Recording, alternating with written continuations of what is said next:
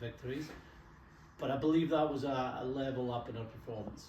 It was a bigger defeat than we had in the Six Nations, but the performance was the best we've seen for maybe the last year or two. Physicality, the effort, dealing with adversity, opening up the opposition defence. It was at a high level and should have led us to being ahead on the scoreboard going into the last 10 minutes. What do you want from the guys this week? Obviously a lot of changes, but Portugal showed enough in the World Cup that they're not to be taken lightly at all.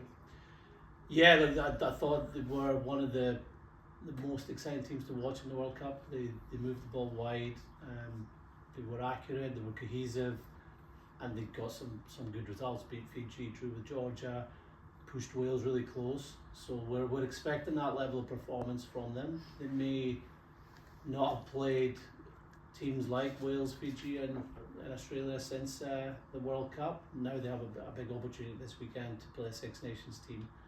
So expect that ambition, that accuracy, and a really tough test match. Talk to us about Stafford.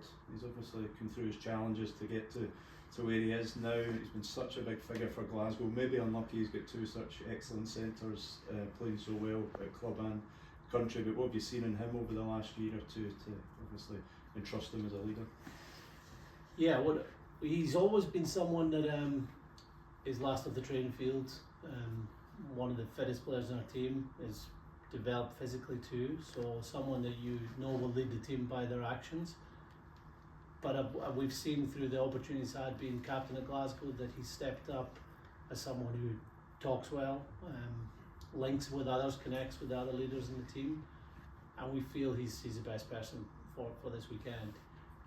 He has been unlucky because performances of Sione and Hugh at international level have been very consistent and at a high level, and he's also competing against them at club level. But I believe that part of the reason Sione and Hugh are playing as well is a competition that Stafford provides, and also the connection he has with them, bringing the best out of them in the same position. Tom Jordan, big week for him in many senses. What's the word?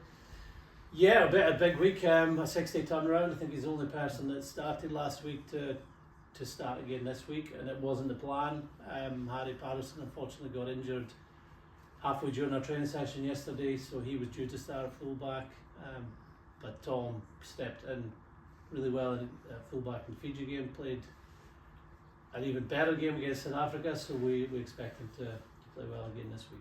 Do you also expect him to move to Bristol?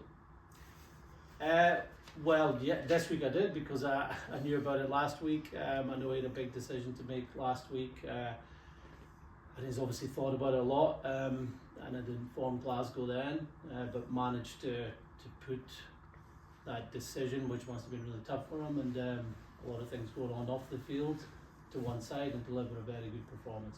How does that impact on you, Gregor? That's another one going. You can't keep them here. The better they play, the more of a target they're going to be, and I guess maybe you mightn't be the only one, because you've got some good players in your squad now. Yeah, it's a positive that players are getting offers from other clubs. It's not so much a positive if players are leaving, but last week, I think it was, or 2 weeks ago, Sione was announced as staying at Glasgow, so that was a key signing for Glasgow. I know Glasgow will be disappointed to lose someone of Tom's ability and his versatility, but we have players that play outside of Scotland and perform well for us at national level. I'm sure Tom will continue to grow whatever he plays next year. And just one more for you, could you talk about the two Alexes in the row? Two very exciting players, and also, is there an update on Johnny Gray? Is he coming back? And your overall strength at second row, because I think you're looking particularly good there. Yeah, look, after the game, I highlighted Max Williamson for his performance, and the more we reviewed that game, we were more impressed with how he played in defence, attack against the opposition he was up competing with. So it's disappointing he doesn't get another opportunity in this campaign. Alex has been training at a real high level. He's physical.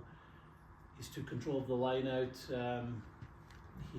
He was one of a few that really helped us prepare last week in terms of the aggression he brought. Alex Samuel.